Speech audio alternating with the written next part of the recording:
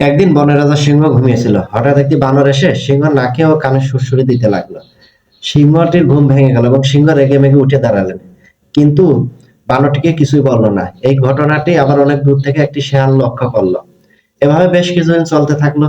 বানরটি বনের সমস্ত প্রাণীকে উত্তপ্ত করতে লাগলো আর বলতে থাকলো, বনের রাজা সিংহকে আমি গুনি না, আর তোরা কি? এভাবে চলতে চলতে হঠাৎ একদিন বনের রাজা সিংহের সামনে সেই বানরটি দেখা হলো। সিংহটি বানরটিকে কিছু না বলে একটি থাপ্পড় মেরে জায়গায় মেরে ফেললো।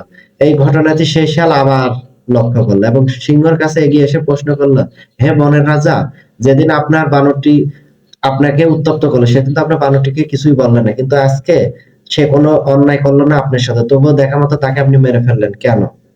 তখন বনের রাজা সিংহ উত্তর দিলেন, আমি যদি ওই দিন বানরটিকে কিছু বলতাম, বনের সমস্ত প্রাণী আমার দিকে অভিযোগ করতো যে সেও তো আমাদের বনের একটা প্রাণী, তাকে কেন মেরে ফেললেন এই সামান্য বিষয় নিয়ে।